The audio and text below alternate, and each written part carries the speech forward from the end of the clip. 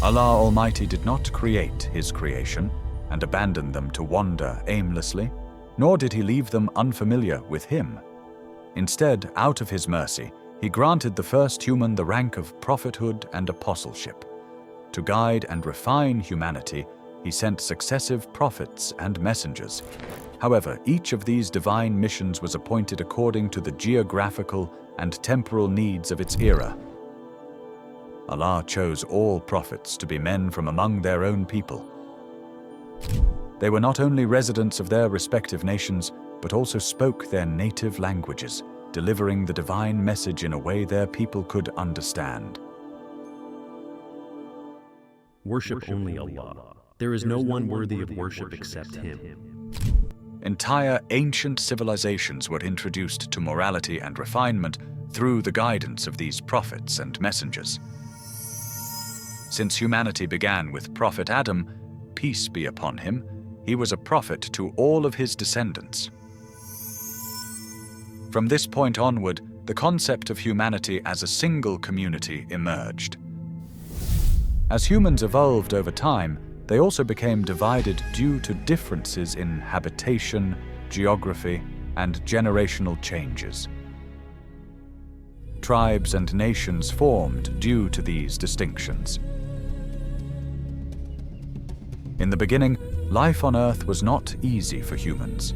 They faced natural calamities, threats from wild animals, and the challenges of survival. This naturally led to the emergence of communal living. Imagine a time when humans sought refuge in caves and lived like animals. How civilized could they have been? Had Allah not sent prophets for guidance, humanity would have remained trapped in savagery and ignorance.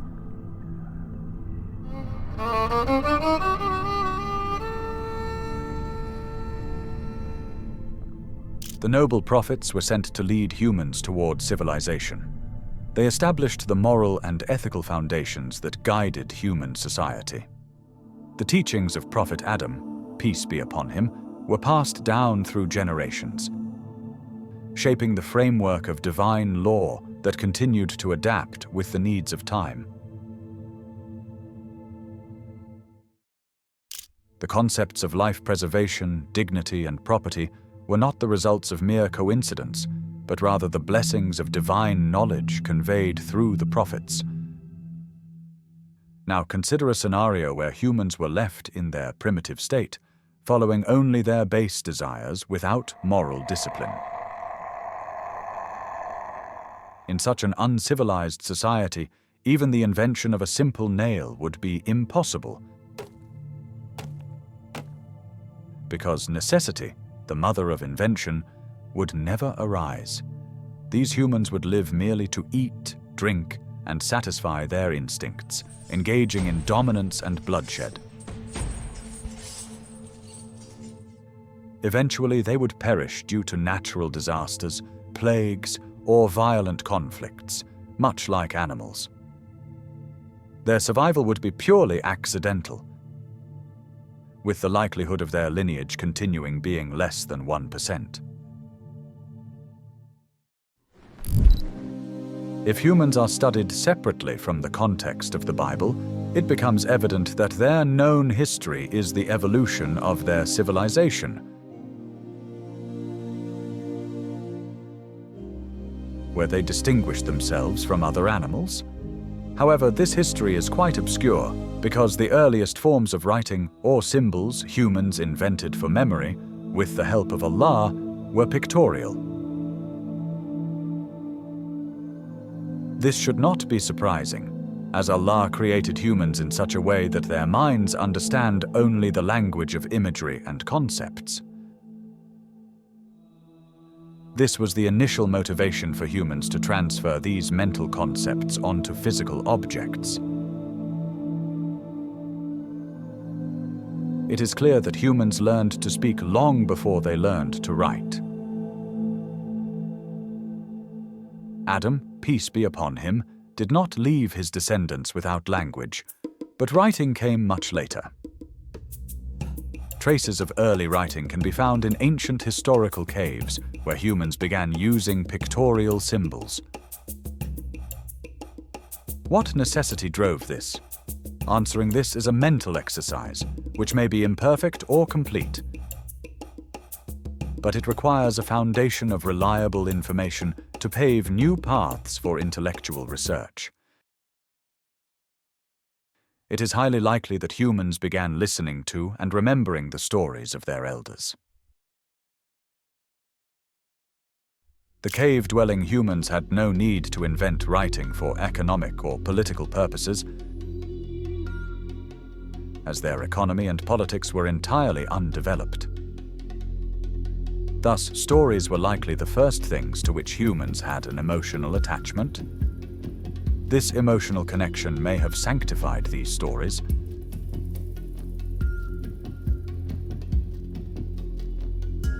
and the periodic arrival of prophets, peace be upon them, may have lent credibility to the presence of real characters in these tales.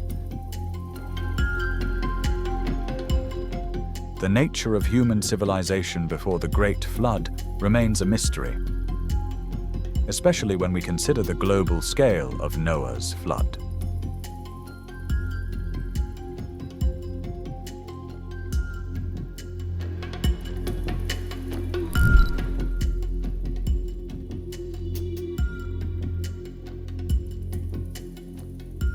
Some researchers, however, insist that the flood was limited to Iraq, implying that humans outside Iraq were unaffected.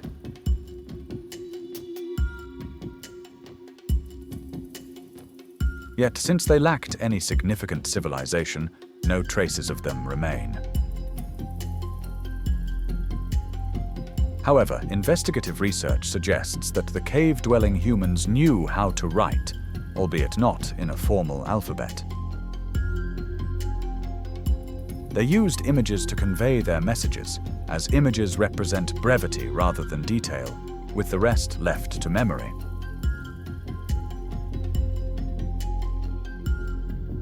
Human memory, however, was not strong enough to preserve events accurately under such circumstances. Consequently, human inclinations influenced the traditions of these stories, and the teachings of Adam, peace be upon him, passed down without names, became distorted and turned into religious traditions.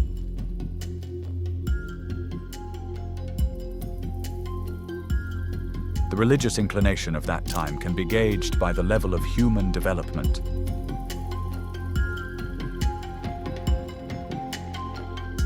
Humans began worshipping natural phenomena beyond their control, such as mountains, clouds, and rivers. This trend seems as common among them as the inclination toward monotheism was among earlier generations.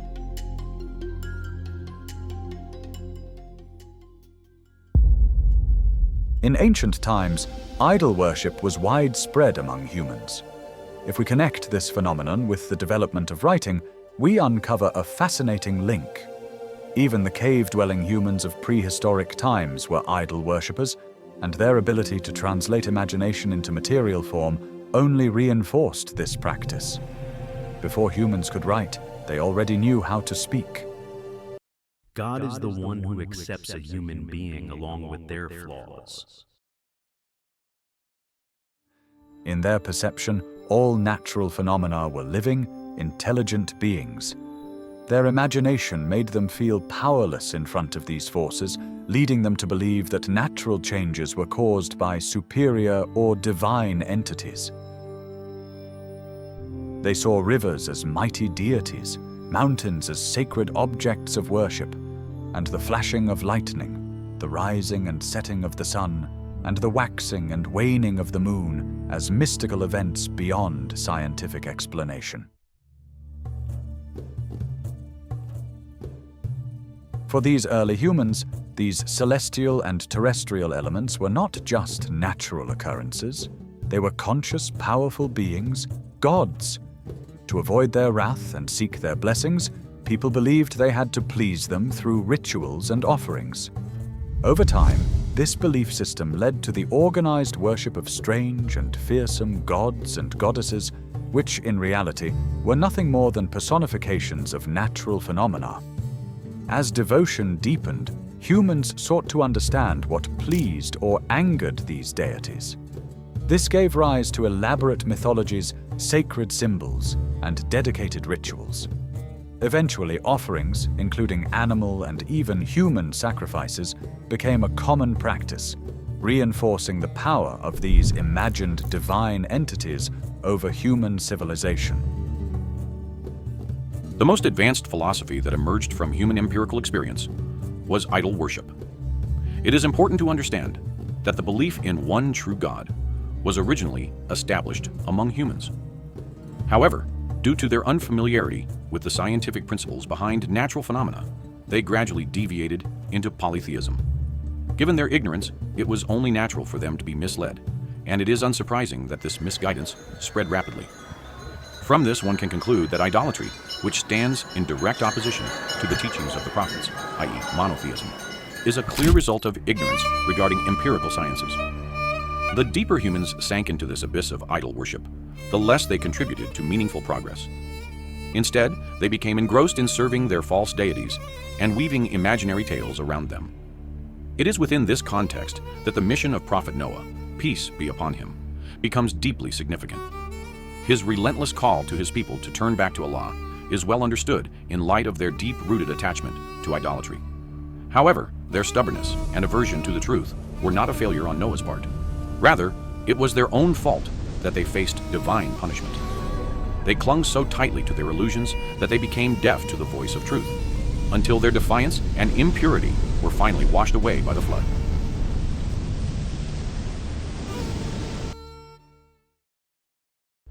Have you ever wondered how early humans lived on Earth? One straightforward fact is that the ancient human, living in caves, was not delicate enough to grasp the complexities of modern philosophy. However, one thing is clear. The early human civilization held 5 major idols in the time of Prophet Noah: Ya'uk, Yaguth, Nasr, Wad, and Suwa. This indicates that humans began giving supreme importance to celestial phenomena. If we deeply analyze, we can see that ancient humans perceived all major changes on Earth as originating from the sky. The sky had a profound impact on their consciousness. It was vast and powerful. Rain, storms, lightning, and the movement of the sun, moon, and stars all occurred above them. They started attributing supernatural forces to celestial bodies, particularly the stars. Over time, this belief system became so complex that it laid the foundation for astrology and, later, astronomy with the advent of mathematics. The transition from caves to houses was impossible before the invention of the wheel. If the wheel had not been invented, humanity would have remained confined to caves.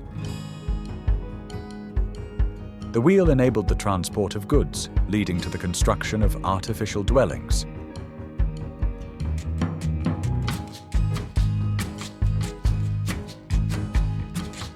Early homes were designed to resemble caves, as they were considered safer. Humans began settling on elevated lands rather than in valleys.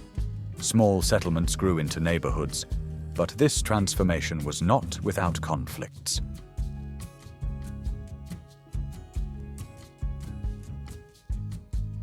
During floods or natural disasters, small settlements could be rebuilt.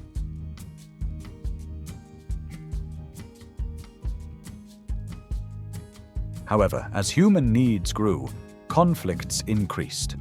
Tribes frequently attacked one another, looted resources, and enslaved the defeated.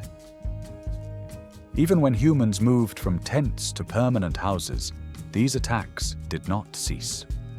Yet the age-old tribal practice of raiding, plundering resources, and destroying food supplies did not disappear even when humans learned to construct tents, transform them into houses, and build entire settlements.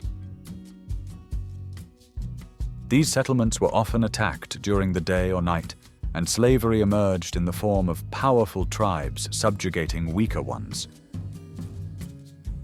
Thus, small settlements sufficed for basic human needs. but they remained inadequate for ensuring personal safety.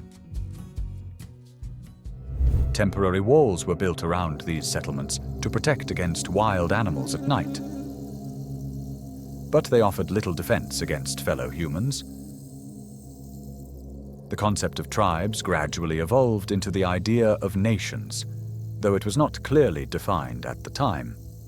In idol worship, too, dominant tribes would often destroy the idols of the conquered, or the subjugated would secretly carry their deities with them.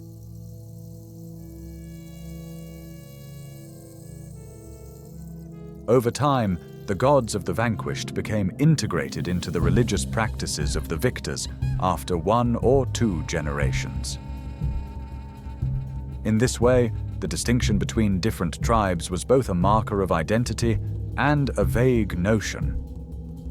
At this stage of civilization, human life was shaped by cultural evolution, where superstitions and ancient customs became their religion. With the development of writing, old myths began to fade, yet idol worship gained a new lease on life, perpetuating ignorance. Initially, humans wrote for sacred purposes, but as the wheel enabled the transport of goods, writing came to serve worldly needs and practical affairs. Over time, people across different regions adopted this skill. The figure credited with teaching humanity the art of writing is Hermes, known in Arabic as Prophet Idris, peace be upon him. As the pioneer of this craft, he was the first to establish an alphabet. Without a defined set of letters, no form of writing could have emerged. Letters are the only universally accepted means of communication. Without them, meaning would be confined to the individual, preventing shared understanding and reducing language to something isolated rather than conventional.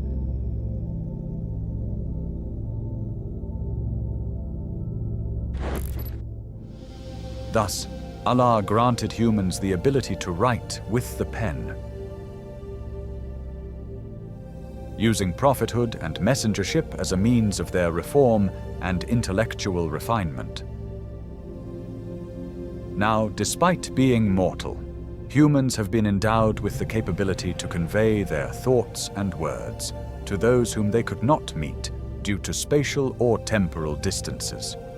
With this ability, humans could now keep records of commodities, and it was Prophet Idris, Enoch, who first established the system of calendars by determining time.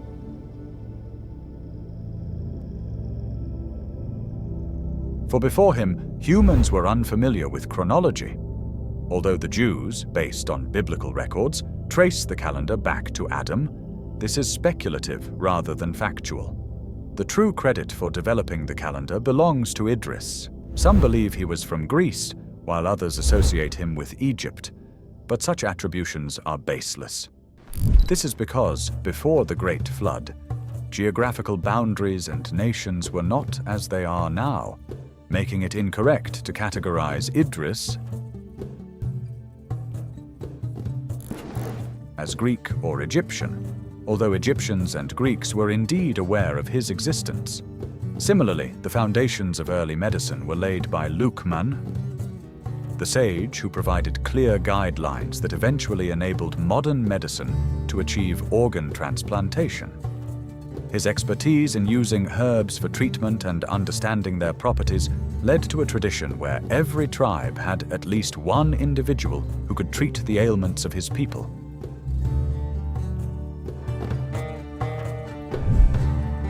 As for the Great Flood, if considered a global event, its nature differs.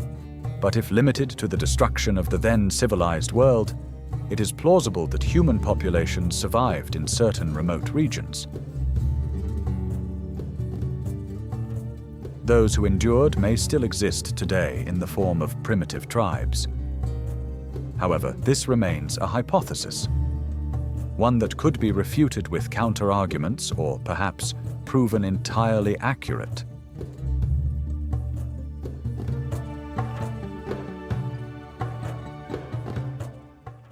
There is a clear distinction between humanity and its cultural evolution before and after Noah. Humans began selecting elevated mounds for settlements, with tribes and dwellings shifting to higher ground. These mounds were chosen at a reasonable distance from rivers, as water is one of humanity's basic necessities. However, there is no research I have come across that specifies when and where the first well was dug. Most available information suggests that humans became aware of underground water through natural springs. Safe excavation required humans to develop a certain level of skill. Whenever the first well was dug, it must have involved large-scale excavation, because narrow wells require advanced tools, which likely did not exist at the time. Digging with simple tools would have necessitated a broader excavation.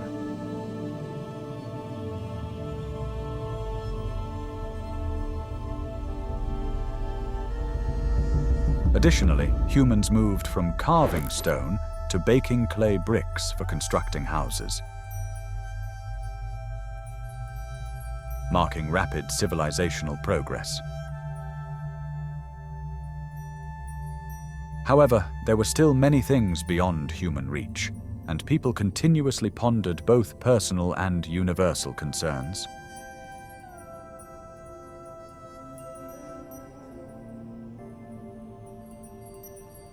Intelligent individuals sought convenience, while the less wise became tools for fulfilling the needs of the former. Conflict, stubbornness, and discord were the primary causes of societal division.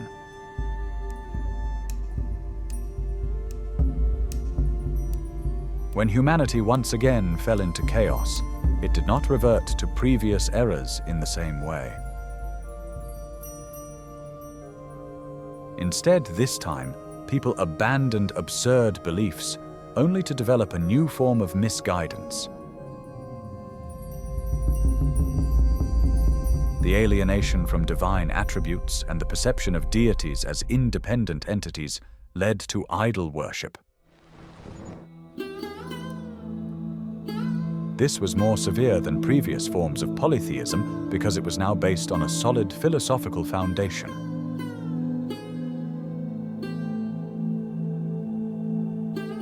Although older gods and goddesses no longer existed in their original forms, new deities emerged quickly, and their myths spread rapidly among different tribes. With the progress of civilization, there was now a need for an organized metropolis. The first such city was Babylon. If we set aside biblical narratives, Babylon's construction does not appear accidental, but rather a well-planned endeavor. Its walls were built, and its most distinctive feature, the towering ziggurat, was established. Babylon became the world's first major urban center. One can envision the scene: laborers making raw bricks on one side, firing them on another, transporting them on the third, and constructing buildings on the fourth.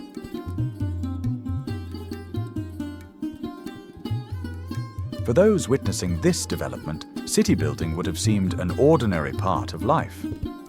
However, for people in distant lands who had never seen a fortress, a grand temple, or a vast city, who had only known small tent settlements or modest mud houses, seeing Babylon would have been an overwhelming experience. Its massive walls, fortified gates, structured neighborhoods, and most strikingly, the hanging gardens towering over the city must have left an indelible impression.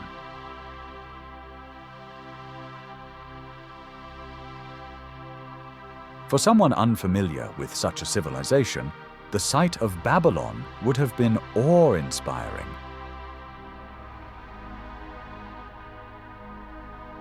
They would have viewed its residents with reverence and its rulers with profound respect.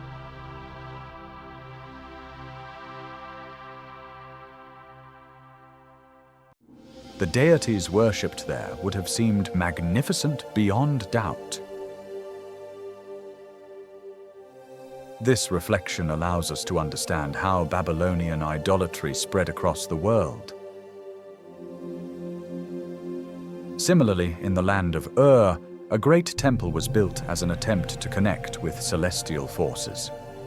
At this point, the worship of 5 planets expanded to include 7, which were believed to influence earthly affairs. Despite this, Babylonian mythology did not consider these deities to be ancient beings. Instead, they traced their origins to primordial waters.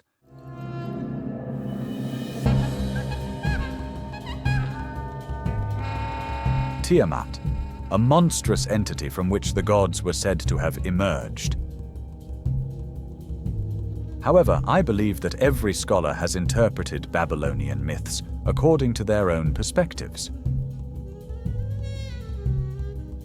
In my view, Babylon marked the beginning of a philosophically grounded polytheism, no matter how foolish its foundations were.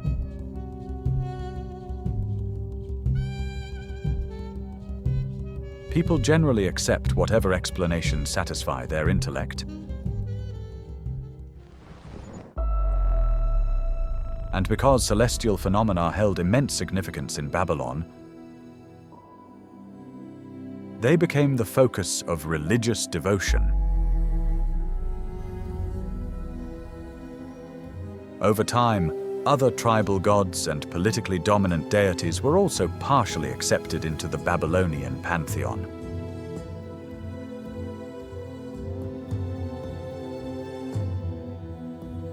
Rather than providing a conventional scholarly analysis, I prefer to highlight the aspects often overlooked by historians. Namely, the divine revelation that was about to change the course of history.